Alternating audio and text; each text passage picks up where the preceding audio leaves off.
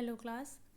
आज हम आईटी का यूनिट 3 स्टार्ट कर रहे हैं और यूनिट 3 का पहला टॉपिक है हमारा मैनेजमेंट इंफॉर्मेशन सिस्टम।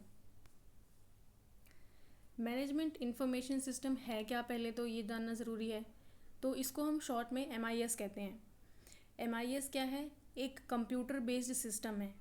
एक सिस्टम है जिसके लिए हार्डवेयर की रिक्वायरमेंट होती है, यानी कंप्यूटर सिस्टम की रिक्वायरमेंट होती है, जो क्या करता है, मैनेजर्स को वो इन्फॉर्मेशंस प्रोवाइड कराता है जो कि एक सिस्टमेटिक ऑर्डर में ऑर्गेनाइज की हुई हैं, ताकि वो उनकी मैनेजरियल डिसीजंस लेने में हेल्प कर सके। एमआईएस का काम क्या है, क्यों बनाया जाता है? ताकि जो मैनेजर्स हैं किसी भी ऑर्गेनाइजेशन के मैनेजर्स, अगर हम लाइब्रेरी की बात करेंगे तो लाइब्रेरी के कंटेक्स्ट में मैनेजर कौन हुआ? We the librarians. क्योंकि सभी डिपार्टमेंट्स के रिगार्डिंग जो भी इन्फॉर्मेशन होती है वो हमें चाहिए होती है फर्दर डिसीजन लेने के लिए। तो यहाँ पे एमआईएस का काम क्या है कि आपके पास्ट में ऑर्गेनाइजेशन से रिलेटेड जो भी इंफॉर्मेशन है और प्रेजेंट में जो डेटा रिक्वायरमेंट है, फ्यूचर के क्या एक्सपेक्टेशंस हैं आपके, वो सारी की सारी इन्फॉर्मेशन आपको प्रोवाइड कराता है ताकि आप एक अच्छा डिसीजन ले सकें बेस्ड ऑन दोज इन्फॉर्मेशन। अब स्ट्रक्चर क्या है एमआईएस का? In order to provide past, present and predicted information of future, MIS include software that helps in decision making. अब मैंने जैसे अभी आपको कहा कि इसमें क्या होता है कि सिर्फ प्रेजेंट की इन्फॉर्मेशन नहीं रहती है। पास्ट में पिछले अगर 50 साल से कोई एक बिजनेस ऑर्गेनाइजेशन रन कर रहा है तो उसके पिछले 50 साल का डेटा स्टोर होता है।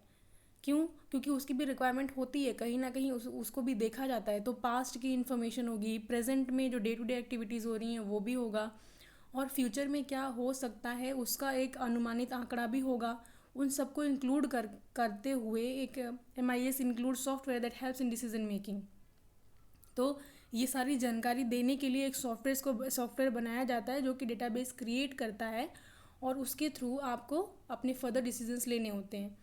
ये स्ट्रक्चर क्या कहता है? Structure of MIS says that for setting up a MIS in your organisation, अगर आप अपनी संस्था के लिए एक मैनेजमेंट इंफॉर्मेशन सिस्टम बनाना चाहते हैं तो आपको किन किन चीज़ों की रिक्वायरमेंट होगी?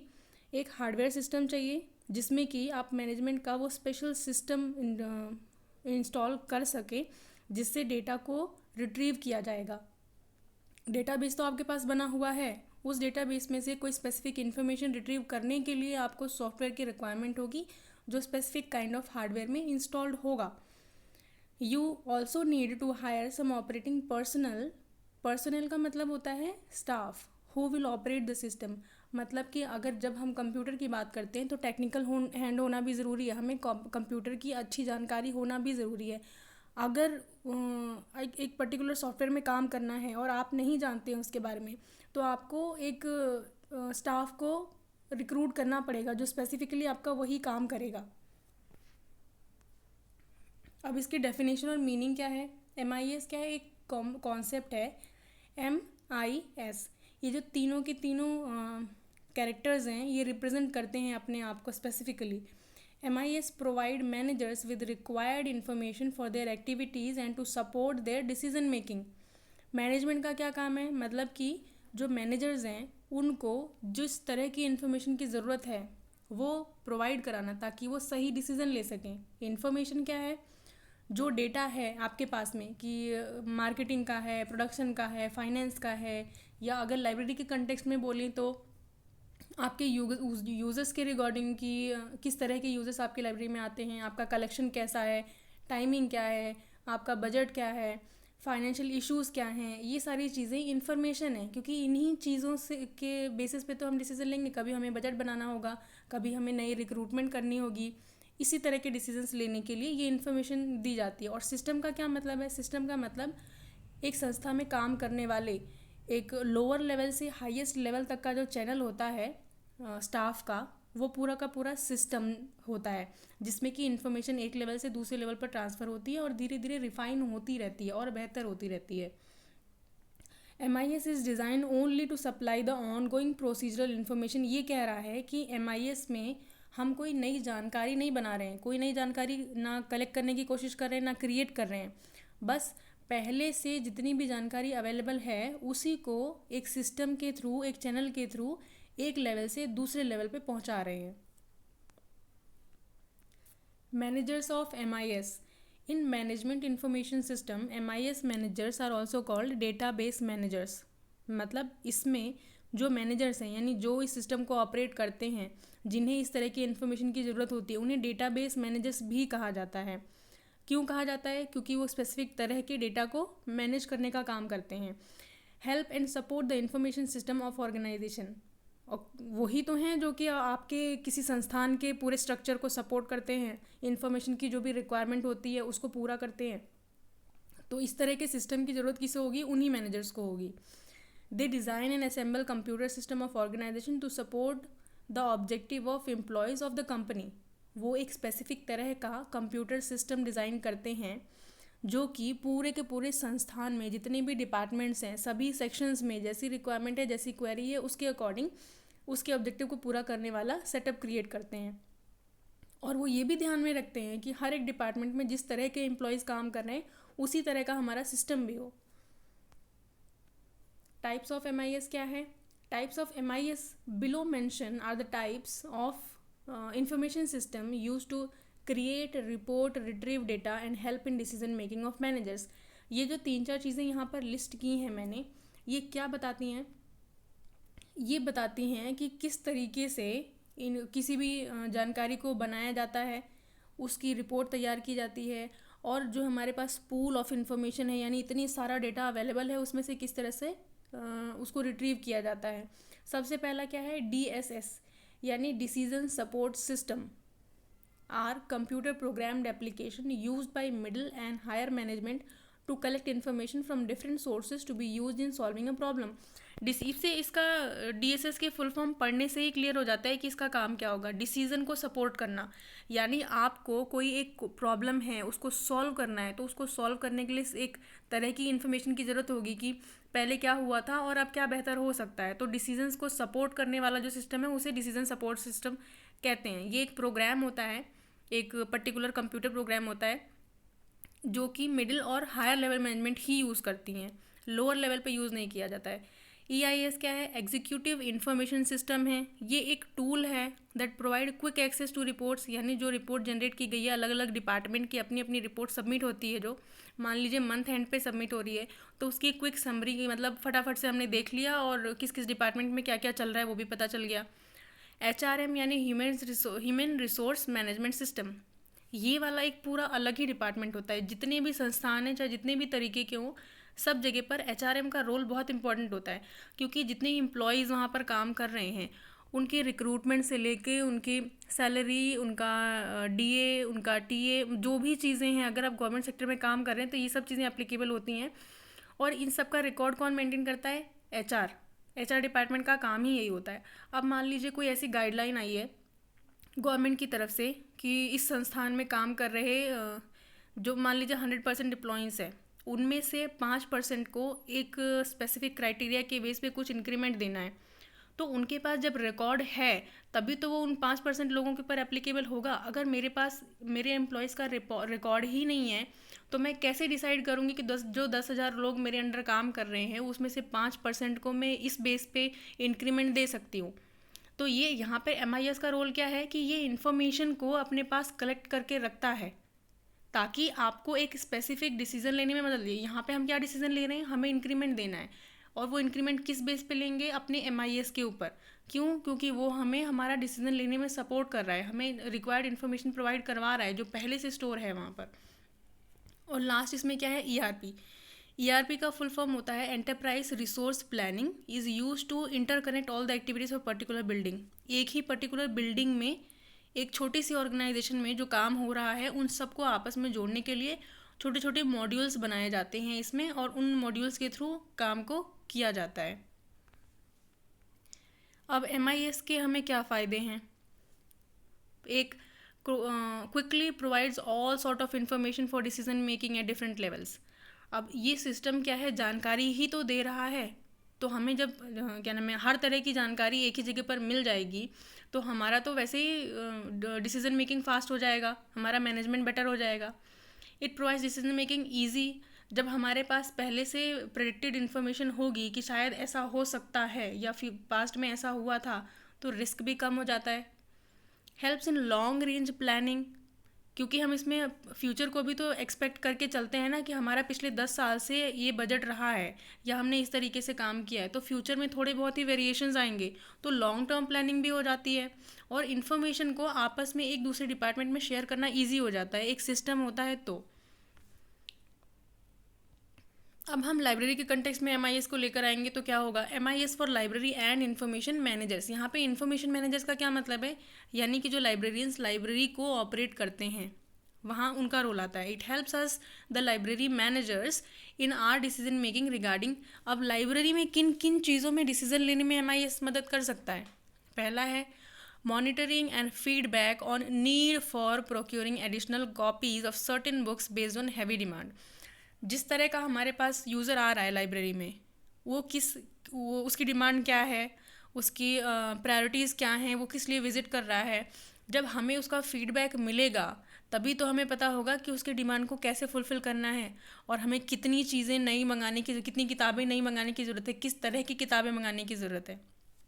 दूसरा है, अगर हमें अपनी किसी तरह की पॉलिसी में चेंजेस लाने हैं, लाइब्रेरी की कोई पॉलिसी है, जैसे कि मेरे कुछ यूज़र्स हैं जिनको मैं 10 किताबें देती हूँ और 15 दिन के लिए दे देती हूँ। अचानक क्या हुआ, बहुत सारे यूज़र्स बढ़ गए मेरे, तो मुझे अब 10 किताब एक को नहीं देनी है, नहीं दे सकती मैं, क्योंकि हमें सभी यूज़र्स को सेटिस्फाई करना है, सबको कुछ ना कुछ 2 या 3 किताबें मिलनी ही चाहिए। और मुझे ड्यूरेशन भी कम करना पड़ेगा क्योंकि मुझे वो फ़्लो बनाकर रखना है इशू रिटर्न का। तो इसमें क्या होगा, पॉलिसी में चेंजेस करने पड़ेंगे कि एक यूज़र को कितनी किताबें मिलेंगी और वो कितने दिन तक अपने पास रख सकता है। तीसरा क्या है, taking decision regarding sudden cut और windfall of budget for journal. हर लाइब्रेरी में कुछ जर्नल्स मंगाई जाती हैं, वो बहुत ज़रूरी है। तो अगर हमारा बजट कम हो जाता है तो हम सभी जर्नल्स को बंद नहीं कर सकते हैं, कुछ को कम करना पड़ेगा, या अगर हमारा बजट बढ़ गया है तो हम कुछ और नई जर्नल्स मंगा सकते हैं। तो इस तरह के जो डिसीजंस हैं वो कैसे लिए जाएंगे, जब हमारे पास में एक एमआईएस सिस्टम होगा। एमआईएस क्या है कि आपको जानकारी चाहिए कि अच्छा मेरा बजट इस टाइम पे कुछ कम हो गया है, तो मैं देखूंगी पहले कि किस किस तरह की जर्नल्स मैं मंगवा रही हूँ, और वो रिकॉर्ड देख करके मुझे पता चलेगा कि अच्छा क्या इसमें से कौन सी वाली है जिसको मैं कम कर सकती हूँ। तो उसके बेसिस पे डिसीजन लिया जाएगा कि कौन सी मंगवानी है या कौन सी बंद करनी है। MIS is also useful in knowing the library activities throughout the year for comparison of performance। मुझे ये भी तो चेक करना है कि एक साल में हमने जो काम किया है क्या वो वर्थ था, क्या हमारी तरफ से कुछ और बेहतर हो सकता था या कहीं कोई कमी रह गई। ये सब कैसे पता चलेगा, जब पूरे साल की एक्टिविटीज़ का हमारे पास रिकॉर्ड हो। A typical MIS for library and information centers with reference to user। अब हम लाइब्रेरी के लिए MIS सिस्टम बनवा रहे हैं, तो अगर बना रहे हैं तो MIS सिस्टम किन किन बेसिस पे बनेगा हमारा, क्योंकि हम किसी कंपनी की बात करें तो वहाँ पे मार्केटिंग डिपार्टमेंट आ गया, सेल्स आ गया और प्रोडक्शन आ गया, ये सारी चीज़ें आ गई। लाइब्रेरी की बात करेंगे तो हमारे बेसिस क्या होंगे, यूज़र होगा हमारा, यूज़ होगा, यूज़ टाइम होगा, ये सारी चीज़ें इसमें आएंगी। Indicating how such an MIS may be used in decision making for library managers. क्योंकि लाइब्रेरी के जो वो डिसीजंस हैं वो इन्हीं पे बेस होंगे, अपने यूज़र के ऊपर, हमारी फंडिंग के ऊपर, टाइमिंग के ऊपर, सर्कुलेशन में जो डिटेल्स हमको मिलेंगी उसके बेसिस पे हम डिसीजंस लेंगे। तो इसमें हम पहला क्या देखते हैं, हमारे यूज़र्स, यानी लाइब्रेरी में कई सारे तरह के यूज़र्स आते हैं। कुछ रेगुलर होते हैं, कुछ इरेगुलर होते हैं, और जो रेगुलर है, मान लीजिए जो रेगुलरली आ रहा है आपके पास में वो अच्छा रीडर है तो उसको आपने प्रिविलेज दे दिया, यानी कि उसके पास ये अथॉरिटी है कि वो इशू करवा ले लाइब्रेरी से बुक्स और पढ़े उसको। कुछ ऐसे हैं जो कभी कभी आते हैं लेकिन बहुत अच्छे यूज़र्स हैं, वो अच्छा यूज़ करते हैं लाइब्रेरी का। कुछ ऐसे हैं जो जिनका बस आना जाना ही है, वो कुछ यूज़ नहीं करते हैं। तो आपने क्या करा है, अपने पास में अपने यूज़र्स का डेटा रखा है और उसके अकॉर्डिंग अपनी प्रायोरिटी सेट की है कि किस तरह के यूज़र को मुझे किस तरह से एंटरटेन करना है और कितना टाइम देना है, ये कैटेगरी बनाई गई है। फिर आया यूज़ के बारे में, यानी कौन सा मटेरियल ज़्यादा यूज़ हो रहा है, कौन सा कम यूज़ हो रहा है और किस तरह का यूज़र उसको यूज़ कर रहा है। आपके पास यूज़ की रिक्वायरमेंट आई तो मतलब डिटेल आई तो आपको ये पता चल गया कि मटेरियल कौन सा ज़्यादा यूज़ हो रहा है, क्या उसको और बढ़ा सकते हैं, जो जो यूज़ नहीं हो रहा है उसका यूज़ कैसे बढ़ाया जा सकता है। Use time, when is the library heavily used. अब मान लीजिए 9 से 3 बजे का टाइम है लाइब्रेरी खुलने का, तो वो 9 से 3 के बीच में कितने घंटे आपकी लाइब्रेरी में सबसे ज़्यादा यूज़र्स आते हैं, कितना रश रहता है, तो उसके अकॉर्डिंग आप अपने स्टाफ को चैनलाइज कर देंगे अलग अलग सेक्शंस में कि कहाँ पे ज़्यादा रिक्वायरमेंट है स्टाफ की, कहाँ पर कम है, उस हिसाब से मैनेज करेंगे। फिर कलेक्शन है।